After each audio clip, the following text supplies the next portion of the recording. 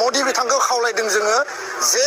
फैबाय थानाय 6 दाननि गेजेराव बिटिआर सुक्तिखौ 100% मावफुंनांगोन आरो मेडिकेल कलेजाबो सोलिगोन बेबो सोलिगोन मेडिकेल कलेजखौ नांगौना नाङा क'क्राझाराव हस्पिटाला थागोन थायैनि जेबो खोथा गैया बे बेलायाव क'क्राझार जिल्लानि रायजो राजायानो जयै गासै आफादफ्रानो आरो गासै दैदेनगिरियानो जयै सावरायलायनांगौ जाहाथे मेडिकेल कलेजाबो थायो आरो सिभिल हस्पिटालबो थायो बेनि थाखाय सरकारा बे खामानिखौ क'क्राझाराव हस्पिटाला थागोन थायैनि जेबो खोथा गैया बे हस्पिटालखौ बोखारनायनि बाथ्रा गैया दा जिखिनिफोर डिपार्टमेन्टफोरखौ बेवहाय एसे माने स्ट्रिमलाइन खालामदों बेवहाय गुबै जाहोना जाबाय हस्पिटाला बेवहाय सोलिनो नांगौब्ला मेडिकेल कलेजा सोलिनांगौब्ला बेवहाय गोबां पेसेन्ट नांगोन फ्राय बिथांमोना 800 पेसेन्ट पार डे नांगोन होननानै बुंदों बेरामिफोर थांनांगोन दा बे 800 बेरामिफ्रा थांनांगौब्ला बेवहाय जुदि सारला जोबनानै थायोब्ला मोनसे जायगायाव 800 जाया दा नंखायनो क'क्राझार मेडिकेल कलेजखौ बिथांमोननो नांगोन ना नाङा बेसो सोंलु जायफ्रा दिनै धरना होदों बिथांमोननो क'क्राझार मेडिकेल कलेजखौ नांगोन ना नाङा बे खोथाखौसो बिथांमोना बुंनांगोन मेडिकेल कलेजा दिनै बेवहाय फैदों बिथांमोनाबो बिदोंमोन आरो बे जायगाखौ बिथांमोनानो सिलेक्ट खालामदों जोंनि सरकार फैनायनि सिगाङाव ससियेल मिडियायावथ' बिथांमोना गोग्गाब बुङो जे जोंनो मावदों जोंनि सरकार फैनायनि सिगाङाव बे जायगाखौ बिथांमोनानो सिलेक्ट खालामदों जाय बिथांमोना दायो धरना होनायाव लिडारशिप लादों बे जायगाखौ बिथांमोना होआमोनब्ला मेडिकेल कलेजा बेयावनो जानाय नङामोन बिथांमोना बै समाव बुंनांगौमोन जे आरएमबि हस्पिटालावनो मेडिकेल कलेजा जानांगौ बेवहायनो खालामनो हागोन नाथाय दिनै जोंनि दिनैनि कनसार्नआ जाबाय जेरैखि जाया मेडिकेल कलेजाव जि पेसेन्ट बेरामिफोर बिसोरनि नाम्बारा बांनांगोन अब्लासो मेडिकेल कलेजा कन्टिनिउ जागोन सास्टेन जागोन मानोना बेखौ मेडिकेल काउन्सिला बेखौ नागिरो दा नंखायनो गोबां मेडिकेल कलेज आसामाव जाबाय बै मेडिकेल कलेजफ्रा फाइन होनो गोनां जादों गोबां निटफोरखौ बिथांमोना क्राइटेरियाखौ फिट खालामनो हायाखै मालाबा दा नंखायनो दिनैनि समाव बे थांखिखौ लानाय जादों आरो बिथांमोनाबो क'पारेट खालामनांगोन दिनैनि साना मोनसे जारिमिनारि सान बर' हारिनि जारिमिनाव जे समाव 12 जुननि जे हाबाफारिया फैयो दुलाराय बर' माहारिया बयबो गोसोखाङो जोंनि आल्टिमेट थांखिया आलादा रायजो जोंनि आल्टिमेट सिमाङा आलादा रायजो जाय जेखि बुङा मानो जाय जेखि कुइसन खालाया मानो दुलाराय बर' फरायसा आफादनि इसिं आरो बायजो दुलाराय बर' फरायसा आफादनि साफ्रोमबो मावथिनि थै मोदोम मेलेम बिखा बिख्लोआव आलादा रायजोनि जि सिमां मुंख्लंफोरनि सिमां बड'फानि जि मोनसे आलादा रायजो दाबिनानै बर' हारिखौ जौगासार गेरेमसा माहारि दानायनि जि सिमां बे सिमांखौ जों मालाबा बावाखै आरो बावनायनि खोथा गैया आरो मदि बिथांखौ खावलायदों जोङो जे फैबाय थानाय 6 दाननि गेजेराव बिटिआर सुक्तिखौ 100% मावफुंनांगोन आरो जुदि मावफुङाब्ला गणतान्त्रिक आन्दोलन खालामनो थाखाय दुलाराय बर' फरायसा मेडिकेल कलेजखौ जोङो जुदि गनायथि मोननांगौबा मेडिकेल काउन्सिलनिफ्राय आरो गभर्नमेन्ट अफ इन्डियानि मेडिकेल काउन्सिलनिफ्राय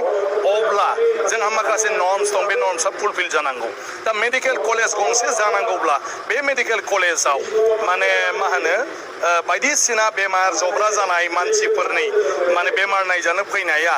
400निबो बांसिन नांगौ माने फ्राय 450सो जानांगौ आरो मा 450सो जुदि जाबाय थायाबा मा साननाय जायो बिनि फरायसाफ्रा माने मोजाङै बेबायदि माने मा होनो देहा फाहामनायनि बेलायाव बिसोरो बेमारिखौनो मोजाङै नायनो मोनाखै ओंखायनो बिसोर रोंगौथि गोनां जानो हाया बेबायदि मोनसे माने बाथ्रा फैयो आरोखि बेनिखायनो क'क्राझार मेडिकेल कलेजाव दा माने पेसेन्टफ्रा फैनांगौनि थाखाय दिनै बेवहाय जिथु जोंनि सिभिल हस्पिटाल बे सिभिल हस्पिटालनि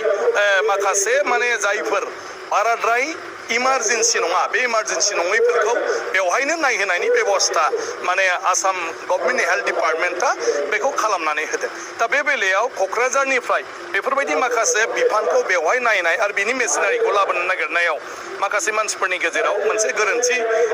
सानलायनाय फैदों गतिके आं सानो बे बेलायाव क'क्राझार जिल्लानि रायजो राजायानो जयै गासै आफादफ्रानो आरो गासै दैदेनगिरियानो जयै सावरायलायनांगौ बाथ्राया जाहैबाय क'क्राझार मेडिकेल कलेजाबो थानांगोन आरो क'क्राझारनि सिभिल हस्पिटालावबो इमारजेन्सि मानसिफ्रा बेवहाय ट्रिटमेन्ट लानो हानांगोन आरोखि दा ओंखायनो दिनै मेडिकेल कलेजाव जोंहा 30निबो बांसिन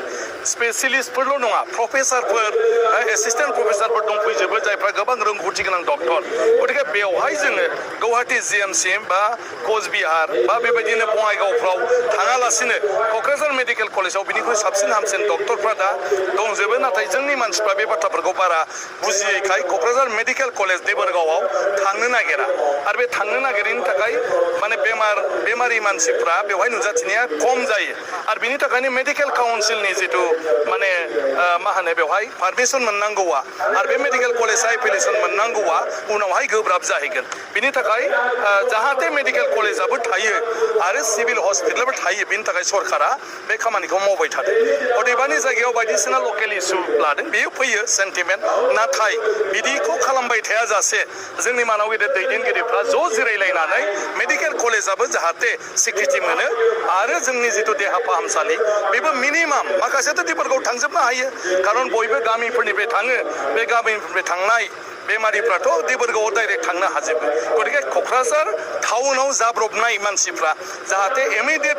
ट्रिटमेन्ट मोनो बिनि थाखाय क'क्राझार माने सिभिल हस्पिटाला बेबो सोलिबाय थागोन बे लेभेलसिम गतिके बेखौ जोङो रायलायलायनानै दिहुननांगोन लामाखौ खालि जों बादाल' होबाय थायोबा प्रतिबादल' खालामबाय थायोबा मोननैबो थानाय नङा डक्टर थानाय नङा सोरबा थानाय नङा दावराव दावसि जायोब्ला अब्ला मेडिकेल कलेजाबो उनावहाय बन्द जाहैगोन आरो सिभिल हस्पिटालाबो नोरजिया जाहैगोन आरोखि ओंखायनो बे बेलायाव बे फिसा मोनसे मिसआन्डारस्टेन्डिं दंलायो आं सानो सावरायलायोबानो बे जेंनाया जोबो